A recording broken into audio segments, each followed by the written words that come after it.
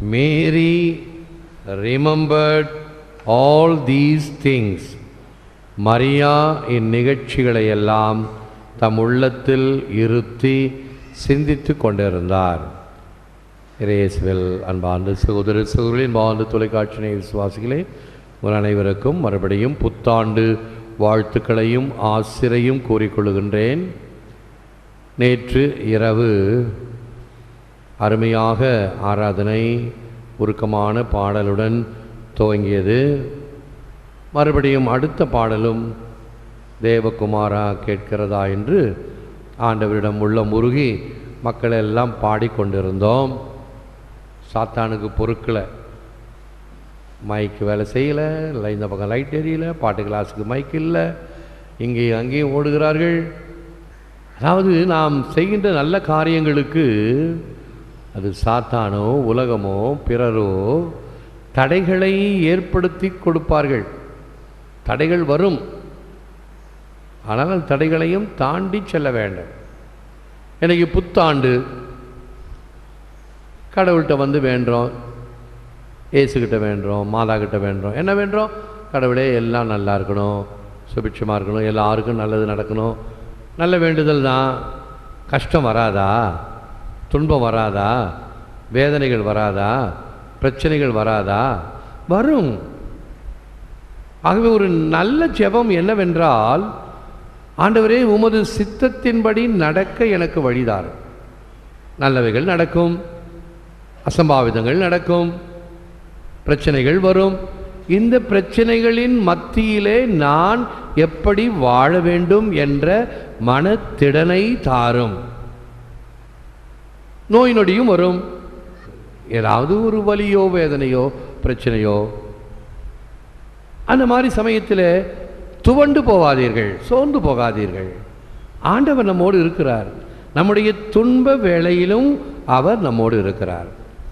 Christmas நிகழ்ச்சியினுடைய அந்த தனித்தன்மையே ஆண்டவர் இயேசு நம்மோடு வந்து மனிதனாக வார்த்தை மனு உருவானார், நம்மிடையே குடிகொண்டார், நம்மோடு வந்து நம்மில் இருக்கிறார்.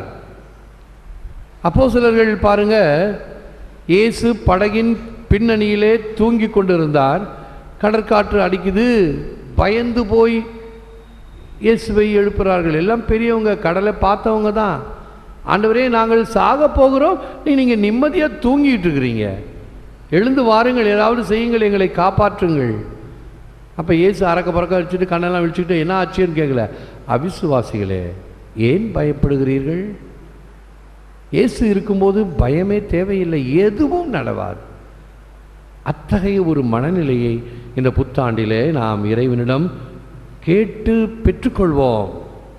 உறுதியான மனநிலை, உறுதியான மனத்திடன், தைரியம், எதையும் சவாலாக சமாளிக்கின்ற சமயத்தில் தைரியமாக சென்று பார்த்தோம் என்றால் கடைசியில் ஒன்றும் இல்லாமல் இருக்கும். ஒரு உதாரணம் சொல்கிறேன்.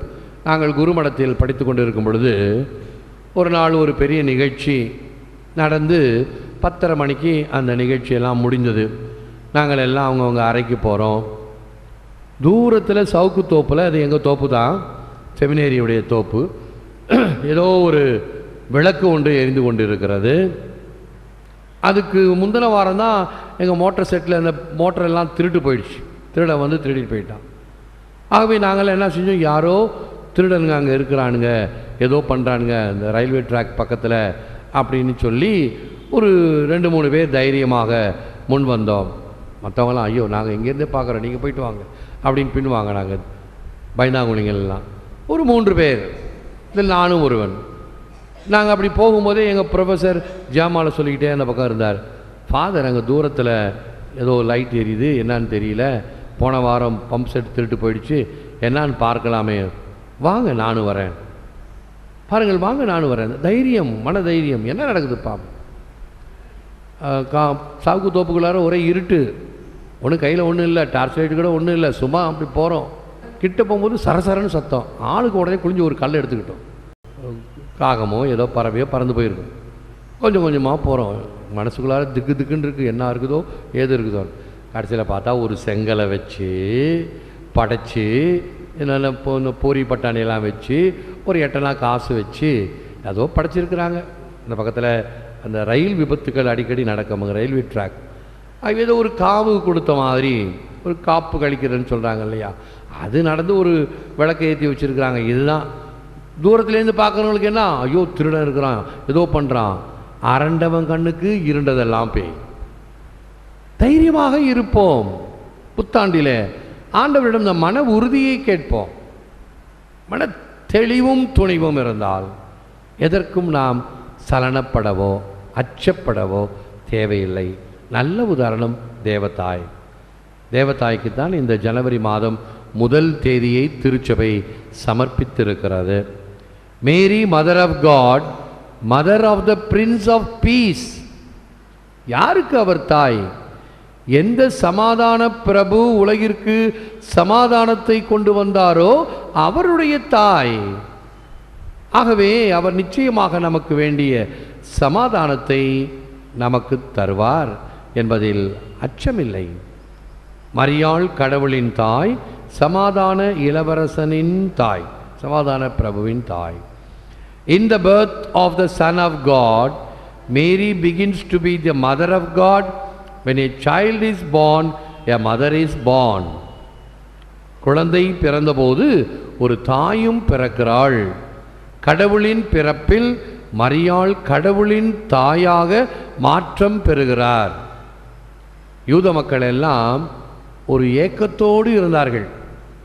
மெசியா எங்கே, யார் குடும்பத்தில் பிறப்பார், நம்ம குடும்பத்தில் பிறக்க மாட்டாரா என்று ஏங்கிக் கொண்டிருந்தார்கள், காத்து கொண்டிருந்தார்கள். ஒரு பழைய பாட்டு இருக்குது, ஒசானா தாவீதின் புதல்வா.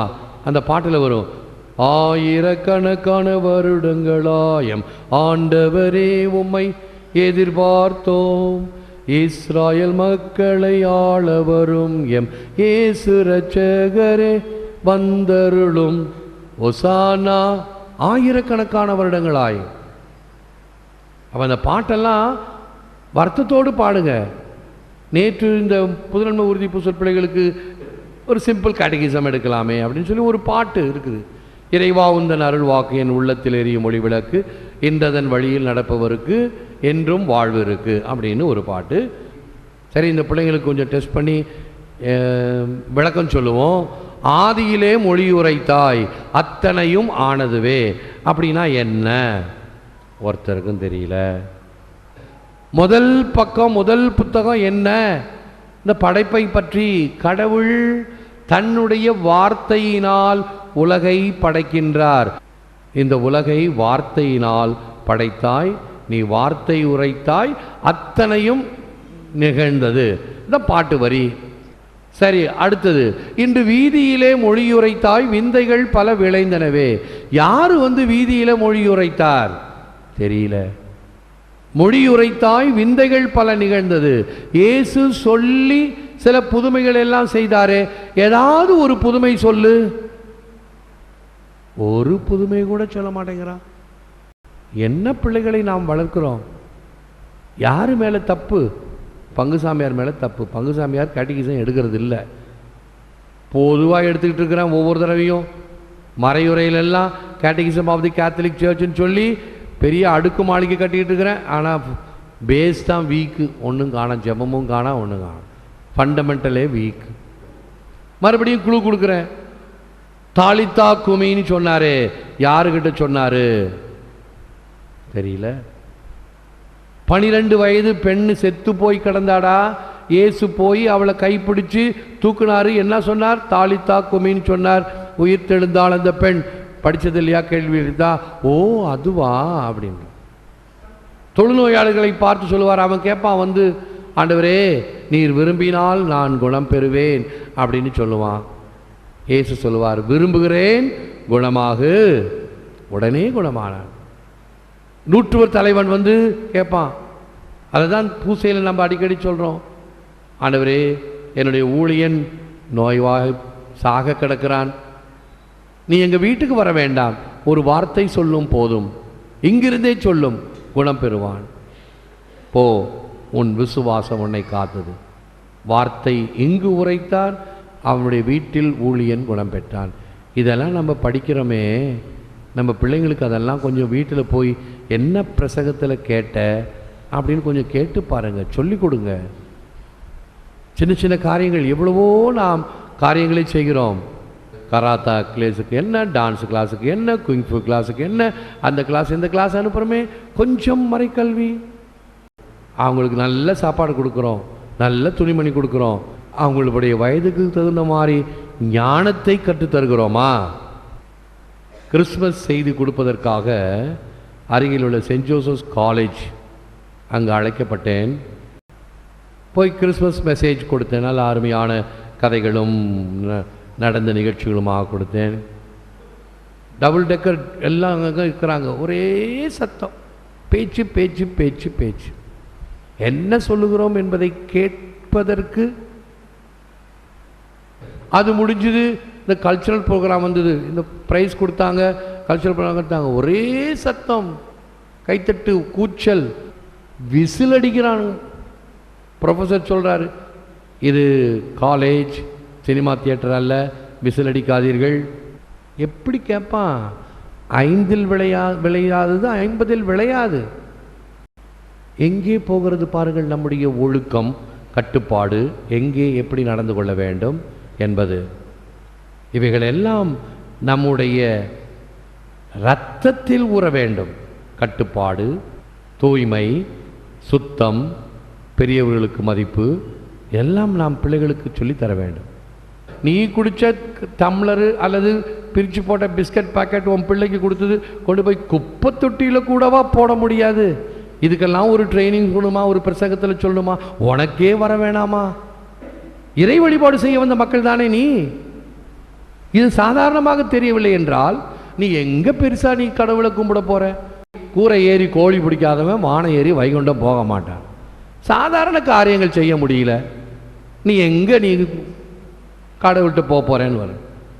இது ஒரு பக்கம் இருக்கட்டும். நன்மை கொடுத்துக்கிட்டே இருந்தேன். இங்கேருந்து இப்படியே சைடு போய் வெளியில் போய் நன்மை கொடுத்தேன். அங்கே ஒரு 7-8 பேர் இளைஞர்கள் கும்பலாக நின்று பேசிக்கிட்டு இருந்தான். தம்பிங்களா, இது கோவில், வழிபாடு நடக்கிற இடம். ஒன்று வழிபாட்டில் பங்கேற்பதாக இருந்தால் இரு, அமைதியாக இரு. பேசுவதாக இருந்தால் இது பார்க் அல்லது மீட்டிங் அல்ல, தயவுசெய்து வெளியே போ. நன்மையை கையில் வச்சுக்கிட்டே. ஆகவே மை டியர் பீப்புள், தயவுசெய்து உருவாக்குவோம், நல்ல சமுதாயத்தை உருவாக்குவோம். அநீதி எது சரியில்லையோ தைரியமாக சுட்டி காட்டுவோம், இது சரி அல்ல. The first feast in the year, the feast of Mary, the mother of God. தேவதாய்க்கு இந்த முதல் திருவிழாவை திருச்சபை ஏறெடுக்கிறது, வருடத்தின் முதல் நாள். நாம் பிறந்த பிறகு தொப்புள் கொடி வெட்டப்பட்டு முடிச்சு போடப்படுகிறது. அம்முடிச்சு வாழ்க்கை முழுவதும் நான் தாய்க்கு நன்றி கடன் பட்டிருக்கிறேன் என்பதன் பொருள். ஒவ்வொருவரும் நம் தாய்க்கு நன்றி கடன் பட்டிருக்கிறோம், நம்மை பெற்றெடுத்து இந்த உலகத்தில் கொடுத்ததற்காக. தாயின்றி சுழுமுண்டோ என்பது தாயுமானவருடைய வார்த்தைகள். அம்மா என்ற வார்த்தைக்கு பாருங்கள், ஆ கருவனில் உயிர் கொடுத்தவர், இம் உயிர் உறைவதற்கு தன் மெய்யை கொடுத்தவர், மா 10 மாதம் சுமந்து பின்பு உயிர் மெய்யாக பெற்றெடுக்கிறார். இந்த வார்த்தைகளிலே இருக்கிற ஆழத்தை பாருங்கள். தேவதாய் நம் எல்லோருக்கும் தாயாக இருக்கிறார். ஒவ்வொரு பெண்ணிலும் உண்டு பெண்மை, தாய்மை, இறைமை. தாய்மை அடைகின்ற பெண் இறை நிலை அடைகின்றார். ஒவ்வொரு குழந்தையும் பெற்றெடுப்பது ஒரு படைப்பு. இறைவனுடைய படைப்பிலே பங்கு பெறுவது தாய்மை. தூய கன்னி இறைவனின் தாய் என்னும் கொடையாலும் அலுவலாலும் மீட்பரான தம் மகனோடு ஒன்றித்திருக்கிறார். In order that his Godhead might be made clear, he was born of a virgin. St. Thomas Aquinas. கடவுளின் முதன்மையாக இருக்கவே அவர் கன்னியிடமிருந்து பிறந்தார் என்பது தெளிவாகிறது. இயேசுவின் தெய்வீகத்தில் கன்னிமரியாவின் தாய்மை ஒளிர்கிறது. திருக்குரான் 19:41. தாயின் சொல்லுக்கு முதலில் மதிப்பு கொடு, காரணம் தாயின் காலடியின் கீழ் சொர்க்கம் இருக்கிறது. முகமது நபிகள். ஈன்ற பொழுதின் பெரிதுவக்கும் தன் மகனை சான்றோன் என கேட்ட தாய். குறள். அன்னையும் பிதாவும் முன்னறி தெய்வம், நமக்கு தெரிந்த பழமொழி. தாயிற் சிறந்ததோர் கோயிலும் இல்லை, தந்தை சொல் மிக்க மந்திரமும் இல்லை. ஆகவே இத்தகைய பின்னணியில் செபிப்போம். loving God. We thank you for the love of the mothers you have given us, whose love is so precious that it can never be measured, whose patience seems to have no end. May we see your loving hand behind them and guiding them. We ask you to bless them with your own special love. We ask this in the name of Jesus our brother. நாங்கள் மிகவும் நேசிக்கும் கடவுளே, நீர் எங்களுக்கு அளித்த தாயின் அன்பிற்காக நாங்கள் நன்றி கூறுகிறோம். அவர்களின் அன்பு அளவிட முடியாத மிகவும் மதிப்புள்ளது. அவர்களது பொறுமைக்கு முடிவே இல்லை. உம்முடைய அன்பு கரங்கள் அவர்களை வழிநடத்துவதாக. உம் சிறப்பான அன்பினால் அவர்களை ஆசீரளிக்க மன்றாடுகிறோம். இவற்றையெல்லாம் எங்கள் சகோதரர் இயேசுவின் பெயரால் மன்றாடுகிறோம். ஏற்று வரமருளும் இறைவா, காக்கும் கரங்களினால். ஆமென், ஆமென்.